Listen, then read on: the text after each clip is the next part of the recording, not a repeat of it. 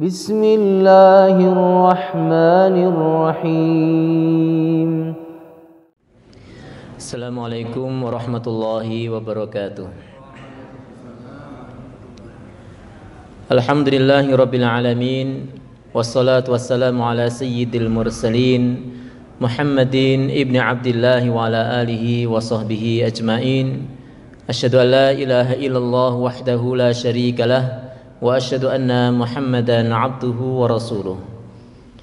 Bapak Ibu, teman-teman, para ikhwah wa akhwat rahimani wa rahimakumullah, puji syukur kita panjatkan kehadirat Allah Subhanahu wa taala yang memberikan kita anugerah keimanan, anugerah keislaman dan kenikmatan lain yang tidak terhitung jumlahnya.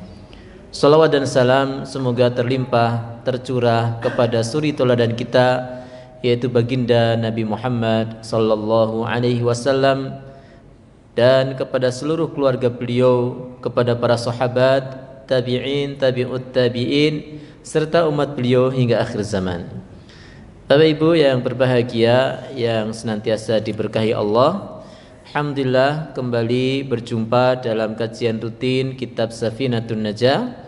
Dan pada malam hari ini kita akan meneruskan kembali bab-bab akhir dari kitab yang insyaallah Allah berkahi untuk kita semua dan wabil khusus kepada penulisnya, sehingga kita bisa mendapatkan manfaat ilmu yang barokah yang insyaallah berguna untuk kehidupan dunia kita dan di akhirat nanti. Amin ya rabbal alamin. Bapak Ibu yang berbahagia, pada kesempatan yang lalu sudah kita sampaikan panjang lebar terkait dengan sholat Jumat dan juga khutbah Jumat dan segala hal yang terkait dengan Jumatan. Kemudian pada malam yang mulia ini kita akan berpindah kepada bab lain yang tidak terkait dengan sholat, yaitu Kitabul Janaiz, atau bab yang terkait dengan perawatan jenazah. Apa yang harus kita lakukan saat kita menjumpai atau ada di dalam keluarga kita orang yang sudah meninggal dunia. Jenazah dalam bahasa Arab boleh dibaca janazah, boleh juga dibaca jinazah. Kalau dalam bahasa kita tengah-tengah, jenazah ya. Jamaah yang dirahmati Allah, qala al-muallif faslun alladhi yalzamu lil mayyiti arba'u khisalin ghusluhu wa takfinuhu wassalatu alaihi wa dafnuhu. Yang wajib dilakukan kepada mayit atau orang yang sudah meninggal dunia adalah 4 hal. Artinya orang yang hidup yang ada di sekitarnya dari orang-orang muslim dan muslimah, ketika ada seorang muslim dan muslimah atau siapapun yang meninggal dunia di lingkungannya, maka mereka berkewajiban melakukan 4 hal ini. Yang pertama adalah ghusluhu, memandikannya. Yang kedua takfinuhu, mengkafaninya. Yang ketiga wassalatu alaihi, mensolatkannya. Yang keempat wadafnuhu, yaitu menguburkannya. Kemudian dijelaskan di dalam syarah Nailur Raja ada tambahan yang kelima, yaitu hamluhu ila kubri, yaitu membawanya ke kuburan.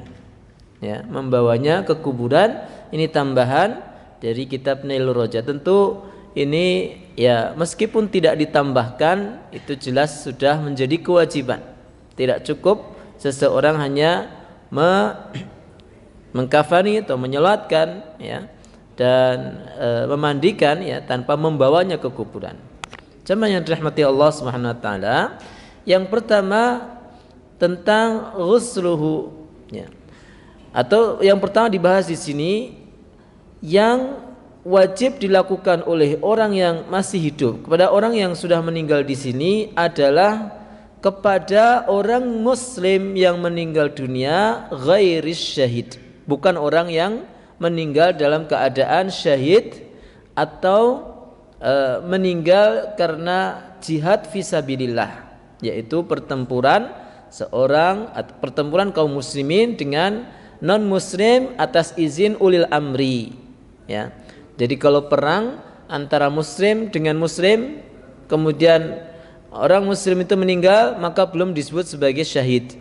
Misalnya pemerintah kita memerintahkan TNI misalnya menumpas pemberontak, dan pemberontak itu orang-orang muslim, kemudian orang-orang TNI ini meninggal dunia, maka ini belum disebut syahid, karena yang diperangi sesama kaum muslimin, meskipun itu memang dibenarkan, ya.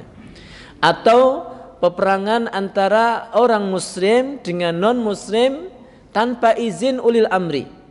Ada misalnya orang Indonesia pergi ke Suriah atau ke Afghanistan, perang di sana, tapi tanpa izin ulil amri, maka ini juga belum, seandainya dia meninggal, maka belum disebut sebagai orang yang syahid. Nah, bagaimana dengan orang yang syahid? Orang yang syahid maka tidak perlu diperlakukan seperti yang kita sebut dalam kitab ini. Tidak perlu dimandikan, tidak perlu dikafani, tidak perlu disolatkan, langsung dikuburkan dengan pakaian atau baju yang dia kenakan ketika syahid atau meninggal dunia. Jadi perlu dipahami di sini. Nah, selain orang yang syahid harus dilakukan 4 hal ini. Yang pertama, misalnya orang yang bunuh diri sekalipun, ya, orang yang bunuh diri pun harus diperlakukan sama dengan orang yang meninggal dalam keadaan baik-baik. Atau bahkan seorang bayi yang lahir karena ibunya keguguran, ya, selama dia sudah diketahui sebelumnya pernah hidup, meskipun hidupnya hanya sedetik, ya, lahir cenger nangis, kemudian setelah nangis meninggal dunia, maka bayi ini tetap diperlakukan dengan 4 hal ini, ya. Tapi kalau dia diketahui belum hidup, ya, belum ditiupkan ruh misalnya, maka dia cukup dikafani kemudian dikuburkan, tidak perlu dimandikan, tidak perlu disolatkan, meskipun boleh saja kalau disolatkan. Bapak Ibu yang dirahmati Allah Subhanahu wa taala, dalam hal ini dijelaskan bagaimana kalau seseorang itu dia meninggal kemudian dimandikan oleh bangsa jin misalnya. Maka ada beda pendapat di sini. Ar-Ramli mengatakan sah, Ibnu Hajar mengatakan tidak sah, harus dimandikan oleh sesama manusia seandainya ada. Kemudian dalam hal ini juga disebutkan bagaimana dengan orang kafir, ya, orang kafir yang meninggal dunia, maka boleh memandikannya, tidak boleh mensolatkannya, ya. Tentu wajib dikafani dan tentu wajib dikuburkan. Jadi kalau untuk orang kafir hanya satu saja yang tidak boleh, yaitu mensolatkannya atau menyolatkannya. Sementara memandikan itu boleh. Boleh artinya ya juz, itu artinya seandainya tidak dimandikan pun kaum muslimin yang ada di sekitarnya tidak berdosa, ya. Tapi boleh saja dimandikan. Dikafani dan menguburkannya tentu wajib dalam hal ini. Jamaah yang dirahmati Allah, pembahasan kita yang pertama adalah tentang bagaimana cara memandikan jenazah. Aqallul ghusli, ya, seminimalnya memandikan jenazah adalah ta'mimu badanihi bil ma', mengguyurkan air ke seluruh badannya. Ini adalah minimalnya, cara minimal memandikan jenazah. Yang penting seluruh badan itu basah dengan air. Ya, karena memang prinsip dari memandikan jenazah adalah menghilangkan hadas besar yang ada pada orang yang meninggal dunia disebabkan kematiannya. Ya, jadi orang meninggal dunia itu, ya, dia berhadas besar karena kematiannya. Ya, karena kematiannya dia berhadas besar sehingga dia harus dimandikan dengan sistem atau dengan metode mandi janabah, yaitu dengan pertama niat, yang kedua yaitu mengguyurkan air ke seluruh tubuhnya. Kemudian Bapak Ibu yang dirahmati Allah, dalam hal ini juga adalah dari kulitnya, kemudian rambutnya semua harus basah, dan itu dilakukan setelah menghilangkan najis-najis yang ada di badannya, ya. Dalam mazhab Syafi'i kita kenal ada dua najis, yaitu najis ainiyah dan najis hukmiyah. Terkait masalah kejelasan atau ketidakjelasan keberadaan dari najis ini dibagi menjadi dua, ainiyah dan hukmiyah. Ainiyah itu adalah najis yang masih kelihatan. Ya. Hukmiyah itu najis yang tidak kelihatan atau najis yang dibersihkan dengan cara yang tidak syar'i. Ya. Maka sejatinya badan itu masih kena najis. Misal ada orang kena ompol, kemudian tidak dibersihkan dengan air. Ya. Kemudian dicium tidak ada rasa, mungkin kering karena mungkin kena debu atau kena sinar matahari, ya, atau dibersihkan dengan air bukan air mutlak, misalnya air kotor, ya, air yang campur dengan misalnya teh atau air susu, dia bersihkan untuk membersihkan air ompol ini. Maka sejatinya badan itu masih bernajis atau masih ada najis, tapi namanya najis hukmiyah. Nah ini harus disampaikan karena harus dibersihkan sebelum seseorang memandikan jenazah tersebut. Singkat Bapak Ibu rahimakumullah, jadi memandikan jenazah adalah setelah menghilangkan seluruh najis-najis yang nempel di badannya. Demikian sebagaimana juga ketika kita berwudu dan juga sebagaimana kita mandi janabah, sebelum mengguyurkan air ke seluruh tubuh kita dengan niatan menghilangkan hadas, maka kita hilangkan najis yang ada. Misalnya Ibu habis dari kandang mau berwudu, maka niat yang pertama adalah menghilangkan najis dulu yang nempel di kaki atau di paha atau ya ini misalnya berwudu ya. Kemudian baru setelah itu berwudu, ya. Atau baru setelah itu mandi janabah. Sebagaimana juga dalam mandikan janabah juga mandikan jenazah juga demikian. Sementara sesempurnanya atau sempurnanya memandikan jenazah, cara memandikan jenazah adalah yang pertama membasuh, ya, 2 lubang dari kemaluannya. Ini yang pertama. Kemudian yang berikutnya menghilangkan segala kotoran dari hidungnya, ya.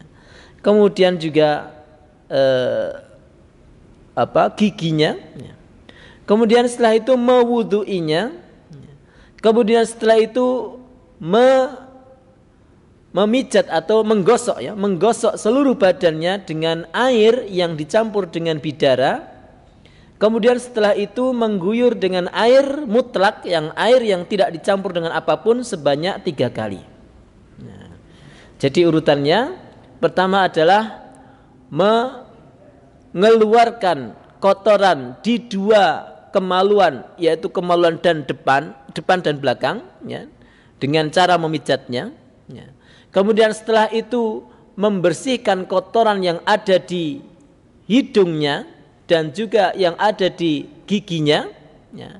Kemudian setelah itu mewudui dengan niat wudu seperti wudunya sholat, dengan wudu sempurna, ya, dari sunnahnya kalau bisa dilakukan, dan tentu rukun-rukunnya, yaitu mulai dari mungkin membasuh tangan, telapak tangan, kemudian berwudu, ya, kemudian berkumur, ya, setelah itu membasuh wajah, kemudian tangan sampai siku kanan, kemudian kiri, kemudian mengusapkan air atau tangan yang kita basahi dengan air ke kepala, kemudian setelah itu kaki kanan, kemudian kiri sampai mata kaki.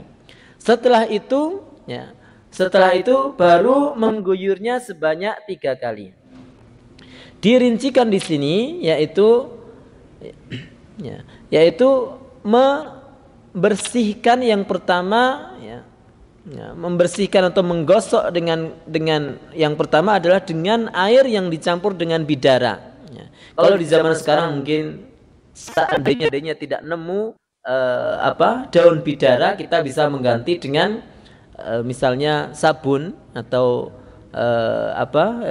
mungkin sampo atau yang lain-lain yang bisa menjadikan tubuh itu menjadi wangi, ya. Kemudian setelah mengguyurnya dengan daun bidara atau menggosoknya dengan daun bidara yang dicampur air tentunya, adalah kemudian membasuh pertama adalah kepalanya, ya. kemudian jenggotnya, kemudian bagian depan dari samping kanan tubuhnya, kemudian bagian depan dari samping kiri tubuhnya, kemudian bagian belakang kanan tubuhnya, ya, sebelah kanan dari tubuhnya, kemudian bagian belakang dari kiri tubuhnya. Kemudian setelah itu disiram dengan air mutlak atau air yang tidak dicampur dengan air bidara, dan kemudian membasuhnya sebanyak 3 kali dan ditambah sedikit dengan air kapur, ya, air kafur, apa kalau sekarang namanya? Apa namanya? Kapur barus. Ya. Kapur barus yang ditumbuk, ya, mungkin bisa dicampurkan di air tersebut. Dan dalam membersihkan dan dicampurkan dengan air tersebut. Nah, ini adalah cara memandikan yang paling minimalis, yaitu sebanyak 5 kali basuhan. Ya, 2 kali, yaitu pertama menghilangkan hadas, menghilangkan hadas, kemudian mewudhui, ya, mewudhui, kemudian membersihkan, mengguyurkan dengan air yang dicampur bidara, kemudian setelah itu baru dengan 3 kali basuhan dengan air yang tidak dicampur apa-apa atau dicampur sedikit dengan air kapur barus, air kapur barus. Nah, gambaran bayangannya ini harus ada praktek. Ya, ini ya, praktek memandikan jenazah ala madhab Syafi'i. Bapak Ibu, pertama tentu harus paling penting adalah yang memandikan jenazah ini harus orang-orang yang pertama kalau bisa ahli warisnya, ya, dari keluarga terdekatnya, mahramnya. Dan kalau laki-laki hendaknya yang memandikan adalah laki-laki, nggak boleh ibunya dimandikan oleh anak laki-lakinya, atau sebaliknya bapaknya dimandikan oleh anak perempuannya, nggak boleh. Kalau misalnya ibunya yang meninggal, maka yang memandikan adalah anak perempuannya. Kalau nggak punya anak perempuan, maka mantunya, ya.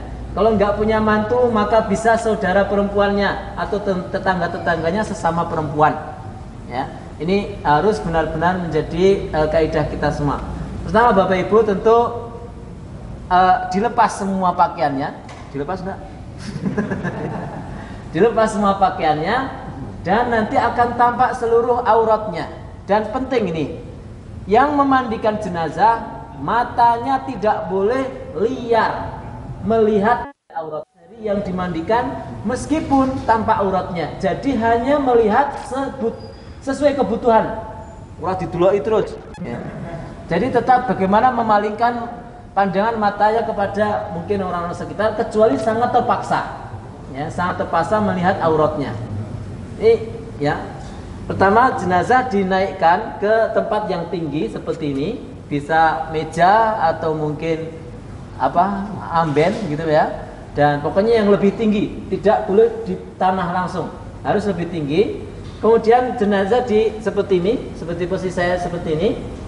Kemudian ditekan perutnya, ya, tekan perutnya ke bawah supaya apa? Supaya apa? Kotorannya keluar, ya. Maaf, saya agak lupa, ya. Sebelum menekan, maka bagi yang memandikan itu harus mencari kain, sepotong kain boleh, atau mungkin tisu, ini saya contohkan tisu aja, kemudian dilipatkan di tangan kirinya, tangan kiri dibungkus, ya, tangan kirinya dibungkus dengan minimal 3 kain, cari 3 kain, ya, untuk kepentingan ini. Kepentingan apa? Pertama, kepentingan ini membersihkan, yang pertama membersihkan kemaluan depan, menekan perutnya. Ini jenazah gini ya, misalnya gini ya, jenazah gini. Kemudian tekan, kemudian bersihkan kemaluannya, kemaluan depan bersihkan sebersih mungkin tanpa harus melihat. Nggak harus melihat kan? Nggak harus melihat, tanpa melihat, harus melihat. Kemudian ini kain ini kotor, boleh dibuang, boleh dicuci lagi untuk digunakan yang kedua, yaitu membersihkan kemaluan bagian belakang atau dubur. Buka kakinya, dibuka sedikit, ya, seperti ini. Kemudian dibersihkan kemaluan belakangnya, ya, tidak harus melihat, ya, tidak harus melihat, dengan kain yang baru, ya, ambil kain, ya, ambil kain yang baru, kemudian bersihkan lagi dan buang. Kemudian yang ketiga adalah ambil kain lagi, lilitkan di Maaf ya, sekali lagi dengan tangan kiri, karena ini terkait membersihkan kotoran di kemaluan. Itu kita hidup pun kita kalau membersihkan kotoran harus pakai tangan kiri. Kemudian yang ketiga adalah membersihkan hidungnya. Hidungnya dibersihkan kotoran di dalamnya dengan kain ya, yang dililitkan di tangan kita. Kemudian giginya dibersihkan. Kemudian semua kotoran, mungkin ada di matanya ada kotoran, di telinga ada kotoran, boleh dibersihkan dengan kain yang ketiga ini. Benar Bapak Ibu yang rahmati Allah, paham sampai sini ya. Kemudian setelah itu siapkan air ya, dalam hal ini tadi air sudah berarti sudah siap ya. Siapkan air yang dicampur bidara. Bidara itu Bapak Ibu jenengan banyak ya. Banyak toh? Ada banyak itu. Jenengan cari bidara, ditumbuk ya, ditumbuk terus dicampurkan di air. Ya, campurkan di air. Kemudian mungkin di sini yang memandikan perlu bantuan orang lain, maka yang memandikan ini cukup memegang jenazah dan ada yang mengguyurkan. Air daun bidara tadi pertama diguyurkan untuk apa? Kepentingan membersihkan ini tadi ya. Kemudian setelah itu baru dengan digunakan untuk mewudui. Pertama diwudui, guyur ya. Tangan ya. Kanan, kemudian tangan kiri. Kemudian ya, ambil lagi ya. Muka ya. Kemudian tangan sampai siku ya, 3 kali ya. Kemudian tangan kiri saya tengok dulu ini. Mungkin kiri ya caranya ya, gini bisa begini, penuh kasih sayang Bapak Ibu ya. Jadi meskipun jenazah itu sudah meninggal dunia, jangan kita kasar. Apalagi kadang ada orang yang memandikan jenazah sambil guyon, nggak boleh ya, nggak boleh guyon terus ayo urip meneh Pak, ada yang suka guyon, nggak boleh. Jadi jenazah itu mendengar dan jenazah itu harus diperlakukan seperti orang yang masih hidup ya. Penuh kasih sayang apalagi kalau itu keluarga kita ya.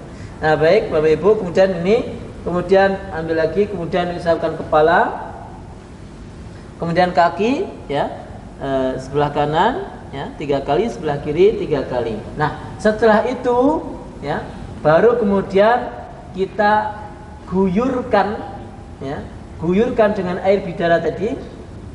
Mulai yang pertama kepala dulu diguyurkan ya, kepala semua diguyur. Kemudian ambil lagi ya, ini bagian depan sebelah kanan diguyur ya, ya diguyur lagi ya, secukupnya diguyur lagi. Kemudian bagian depan sebelah kiri guyur lagi sebasah mungkin, sebanyak mungkin, nggak masalah. Kemudian bagian belakang sebelah kanan ini bisa seperti ini, mungkin dimiringkan ya, dimiringkan mungkin bisa 2 orang ya, sebelah kiri sebelah kanan bagian belakang, oh ya, sebelah kanan bagian belakang ya. Kemudian sebelah kiri bagian belakang guyur ya, guyur ini dengan air daun bidara. Ini daun bidara ya, ini contoh daun bidaranya. Daun bidara itu cirinya ini batangnya ada duri ya, jangan keliru dengan apel India ya. Apel India itu mirip dengan daun bidara tapi dia tidak berduri.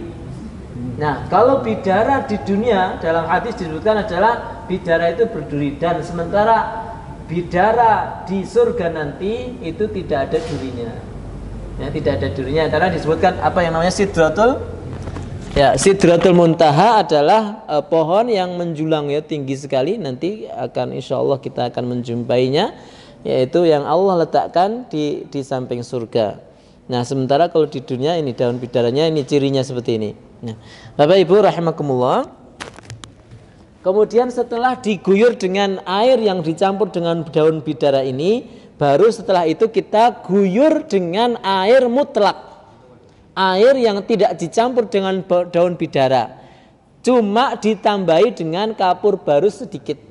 Atau kalau tidak dicampuri cukup air saja, air mutlak, air yang tidak dicampur dengan apapun, guyur semua ya, semua diguyur untuk membersihkan sisa-sisa dari daun bidara dan membersihkan kalau masih ada najis yang tertinggal. Ini sebanyak minimal berapa? 3 kali. Ya, 3 kali diulang. Semua basah semua, kemudian dibasahi lagi semua, kemudian dibasahi semuanya. Ini cara memandikan jenazah yang disebutkan dalam kitab Nailur Roja ini. Ya.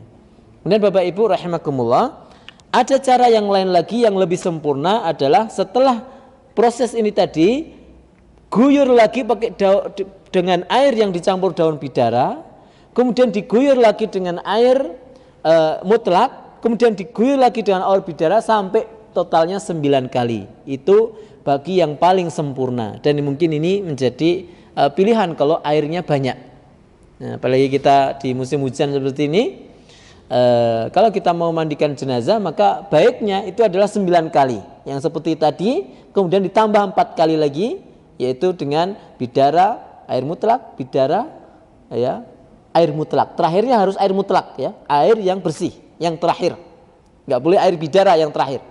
Yang terakhir harus air mutlak. Baik Bapak Ibu rahimakumullah, ini tentang bagaimana cara. Ada pertanyaan mungkin dalam memandikan jenazah? Atau ada yang mau dimandikan? Silakan Pak. Waduh, ini memandikan dulu Pak.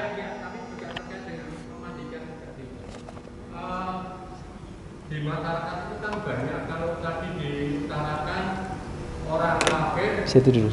kita tidak wajib untuk mensolatkan dan memakamkan. Tapi sekarang Memakamkan wajib. Muslim yang mengaku Muslim tapi ada di dalam KTP-nya. Bahkan mereka banyak yang bermaksiat. Itu kalau meninggal, apakah Muslim itu juga punya kewajiban atau tidak wajib mensolatkan atau juga memandikan? Ya wajib Pak, selama dia masih seorang Muslim, masih selama Muslim sebesar apapun dosanya. Bahkan tadi kita sampaikan, seandainya dia meninggal dalam misalnya dengan bunuh diri, itu pun tetap wajib kita lakukan 4 hal tadi. Jadi tentang masalah orang kafir itu yang nggak wajib hanya 1 tok, yaitu memandikan. Sementara yang 3 yang lain itu wajib. Mensolatkan yang tidak, ya, tidak wajib itu adalah yang tidak boleh, bahkan tidak boleh itu mensolatkan orang kafir. Yang boleh itu memandikan, yang wajib itu mengkafani dan menguburkan. Nah, itu kalau orang kafir. Kalau sesama Muslim maka tadi wajib menyolatkan, wajib memandikan dulu, ya, memandikan, mengkafani, menyolatkan dan menguburkan. Tentang ibadah dia seberapa banyaknya, ya, urusan dia kepada Allah Subhanahu wa taala. Perselisihan ulama dalam hal ini hanya seorang Muslim yang dia itu tidak melaksanakan sholat. Itu saja. Perselisihan dalam hal ini adalah seorang Muslim yang tidak sholat. Itu apakah kita wajib menyolatkan atau tidak? Para ulama banyak yang berbeda pendapat dalam hal ini. Ya. Ada yang mengatakan kalau dia tidak sholatnya karena malas, tapi dia punya keyakinan bahwa sholat itu wajib, maka wajib disolatkan juga. Tapi kalau dia punya keyakinan bahwa sholat itu tidak wajib, megah aku sholat, opo gunane sholat, misalnya gitu kan, dia menentang, tidak mau melaksanakan sholat ketika hidup, maka itu tidak perlu disolatkan. Nah, itu perselisihan ulama dalam hal ini lumayan. Nah, bagaimana kalau kita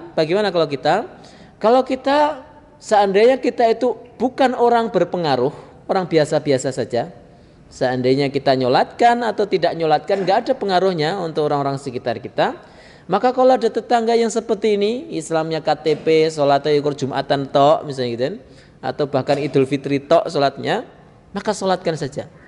Ya, maka sholatkan saja. Ya. Tapi kalau kita seorang tokoh, ya, yang menjadi panutan umat, panutan jamaah, maka sebaiknya bagi orang seperti itu tidak perlu disolatkan. Sebagai pembelajaran bagi orang yang masih hidup, kayak Mbah Kiai ra gelem nyolat kita. Nah, kowe sesuk nek ora salat ora disolatki lho. Nah, jadi sebagai pembelajaran orang yang masih hidup, kalau kita seorang tokoh, maka tidak perlu menyolatkan orang yang ketika hidup dia jarang-jarang sholat. Tapi kalau menyolatkan juga nggak apa-apa. Ini hanya masalah cara dakwah saja. Sebagaimana Rasulullah dulu juga tidak mau menyolatkan orang yang tidak membayar hutang. Ya, tidak sholatkan, sedulurmu sholatkan aja. Ya. Ketika baru beliau menyolatkan. Ini Rasulullah itu teori dakwah Rasul untuk pembelajaran bagi orang yang masih hidup. Ojo senengane utang. Gitu. Itu. Ya demikian Pak. Nggih. Monggo Bu. Nih monggo. Di masyarakat sering memandikan jenazah juga dengan mengeramasi. Nggih. Ya, mengeramasi. Kalau selain itu juga biasanya menggunakan larutan air sabun. Iya. Ketika sudah dijelaskan penggunaannya tadi, airnya adalah air dengan campuran bidara dan juga air mutlak, sehingga praktek yang ada dalam kehidupan masyarakat yang keramas sama air sabun itu bagaimana? Boleh apa tidak? Boleh Bu. Cukup itu saja. Boleh, tadi saya sudah sampaikan, kalau tidak pakai bidara boleh pakai air sabun, boleh pakai air sampo, boleh. Jadi kita pokoknya intinya adalah bagaimana jenazah ini menjadi wangi. Zaman dulu kan nggak ada sabun, nggak ada, maka bidara itu kalau jenazah cium kan baunya wangi. Nggih. Bapak Ibu rahimakumullah. Tentang memandikan jenazah saya kira cukup. Kemudian berikutnya adalah setelah memandikan maka jenazah ini akan kita kafani, ya, kita kafani. Nah Bapak Ibu, mengkafani jenazah ini bagi laki-laki. Ada pertanyaan masalah memandikan? Sudah cukup ya Bapak Ibu rahimakumullah. Bagi jenazah laki-laki saya tetap membaca ya, kitab saya tetap membaca. Aqallul kafni thawbun ya'ummuhu. Seminimalnya kafan. Ya. Thawbun ya'ummuhu adalah pakaian yang menutup semuanya. Artinya kalau sampai ada orang tidak punya kain kafan, ya, nggak punya apa-apa, minimal dia punya pakaian yang bisa menutup seluruh tubuh dari jenazah ini. Ini minimal, artinya sudah sah. Wa akmaluhu, sementara yang paling sempurna lirrajuli untuk laki-laki salasulafaifa, tiga lembar atau tiga lembar kain. Walil mar'ati qamisun wa khimarun wa izarun wa lifafatani. Sementara untuk jenazah perempuan adalah gamis ini adalah long dress. Mungkin seperti jubah yang saya pakai ini. Kenapa saya jarang pakai jubah nih? Ini biar jelas ada gambaran ya.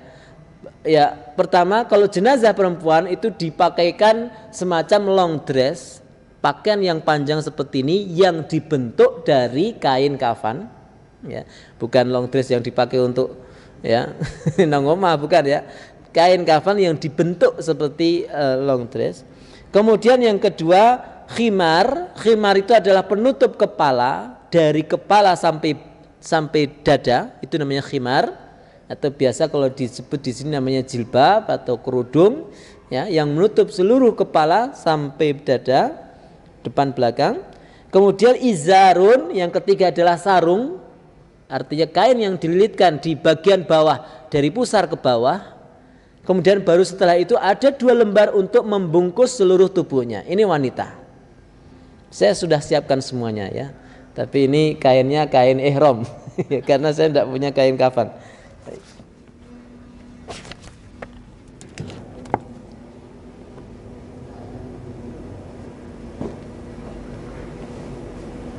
Baik, ini kira-kiranya adalah kain kafan. Ada pertanyaan, bolehkah kain ihram dipakai untuk kain kafan? Jawabannya boleh.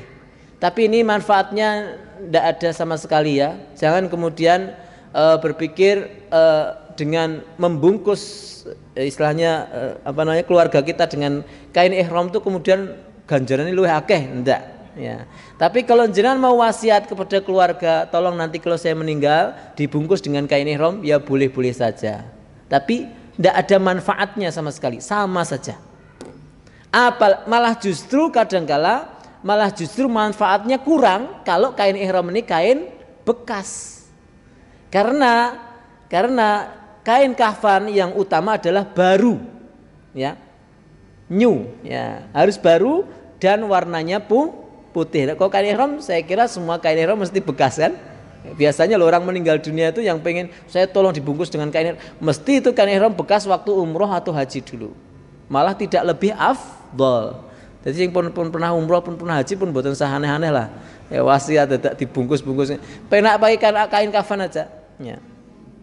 Kain ihramnya ben nggo kemul anake. Wanget niki.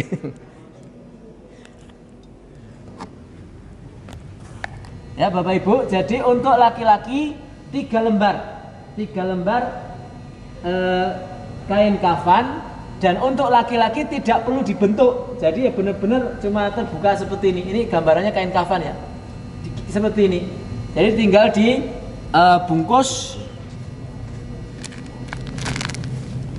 dibungkus apa anane. Ya serapi mungkin boleh, tapi dalam masalah membungkus ini nggak perlu aturan khusus. Bagaimana kebiasaan mbah kaum atau jenengan di sini, bagaimana tinggal membungkusnya. ya coba misalnya Lais geser sini, geser sedikit, geser sini, geser. Ya gitu.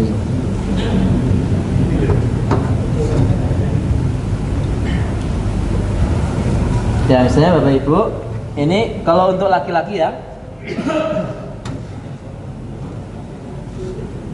Jadi pastikan semua terbungkus dari ujung jari kaki harus benar-benar terbungkus, kemudian kepala semua terbungkus. Ya, semua terbungkus seperti ini. Berapa lipatan? Berapa bungkus? 3 lipatan. Nah, bagaimana jika kainnya tidak cukup? Maka untuk jenazah laki-laki cukup menutup auratnya saja. Ya, dari pusar sampai lutut seandainya tidak cukup. Tapi ya zaman saiki yo kebangetan ya toh, mestinya ada. Ya mestinya ada. Tapi Bapak Ibu pernah loh nggih nyun sewu, saya pernah membungkus jenazah benar-benar enggak ada kain. Tapi yo kain apa anane yang saya dapat ketika apa? Ketika gempa dulu. Santri 3 hari setelah gempa itu nyari sama santri, mutar-mutar ke wilayah Bambang Lipuro. Kita bentuk namanya TPM, tim pemburu mayat. Jadi kita masuk ke desa-desa, kemudian Mbah, Pak Bu, ada nggak jenazah yang belum dirawat di sini? Wah, para santri langsung bongkari rumah-rumah yang masih diperkirakan ada jenazah. Betul Bapak Ibu, kita nggak punya kain, semua orang pada ya apa adanya. Tapi yang paling penting yang ditutup adalah ini tadi, yaitu aurat. Kalau laki-laki yaitu dari pusar sampai lutut, kalau perempuan minimal adalah aurat besarnya, yaitu dari badan sampai lutut. Kalau seandainya tidak ada kain kafan atau kain lain yang dipakai. Kemudian Bapak Ibu rahimakumullah, ini laki-laki. Kemudian kalau perempuan pertama pakai long dress dulu. Jadi jenengan kalau beli kain kafan, saya kira sudah dibuat ya Pak ya. Ada beberapa kain kafan itu sudah satu setelan khusus. Kalau untuk perempuan itu ada semacam untuk dibuat pakaian long dress ya. Kemudian setelah itu setelah dipakaikan long dress ya, ini kalau long dress saya mau mempraktekkan susah. Intinya Mas Lais ini katakan sudah kita pakaikan long dress yang dibuat dari kain kafan ya, untuk wanita. Misalnya ini wanita. Kemudian setelah itu dibuatkan khimar yaitu penutup seluruh kepalanya ya, seluruh kepalanya, atau biasa dikenal dengan kerudung ya. Kerudung ya, untuk wanita ditutup seluruh.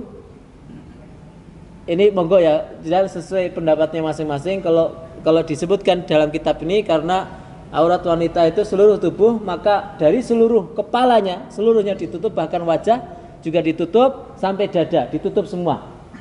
Ini yang kedua. ditutup seperti ini.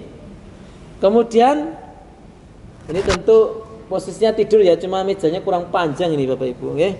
Kemudian yang ketiga adalah sarung, ya, sarung yang dibuatkan untuk menutup bagian bawah dari pusar sampai kaki.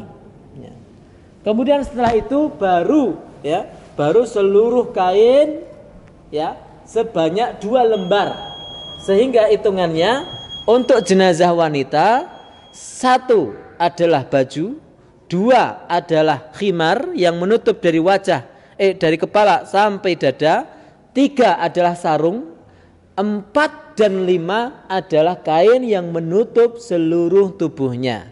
Dari ujung kaki sampai rambut harus tertutup semua di tali supaya tidak mudah lepas. Dan ingat, nalinya sebelah lengencang, nalinya sebelah mana? Kiri, ya, jangan kanan.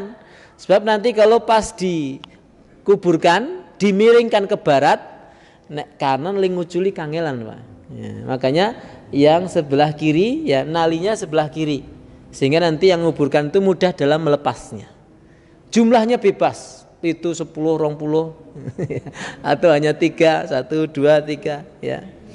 Ini boleh-boleh saja bebas. Diuculi boleh, ndak diuculi juga nggak masalah. Ya, jangan berpikir waduh, ingin kau iso tangi meneh ya. Ketika nggak diuculi ini bebas Bapak Ibu. Cuma ini hanya sebagai adab saja. Diuculi mungkin wallah alam ya, supaya lebih cepat pembusukannya atau wallah alam untuk apa itu ya. Jadi Bapak Ibu ini ya terkait dengan bagaimana mengkafani jenazah. Turun Mas Lais ya. Ya, baik Bapak Ibu rahimakumullah, demikian. Mungkin ada dalam masalah ini ada pertanyaan dalam mengkafani. Monggo Pak Jumakir.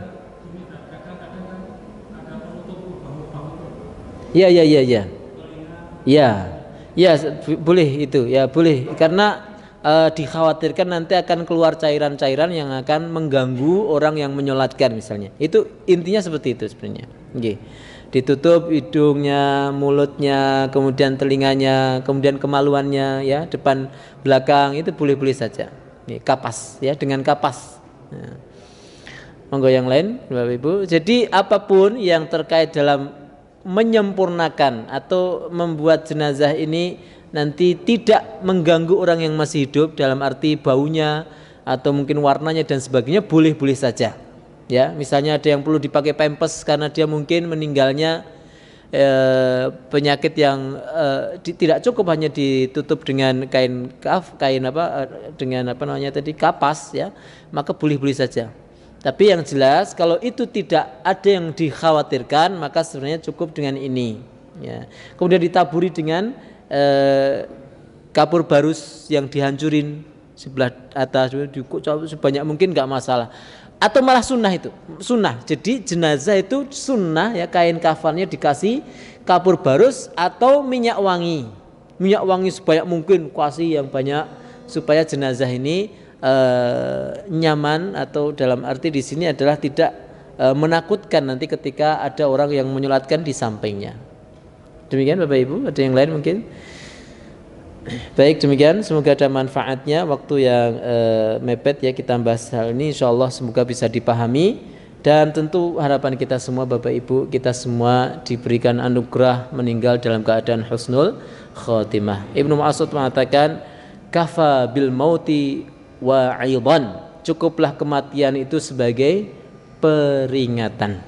Cukuplah kematian mengingatkan kita bahwa kampung yang abadi kita adalah di akhirat nanti. Berbekal untuk kematian adalah bukan dengan menakuti kematian itu. Jangan takut dengan mati ya.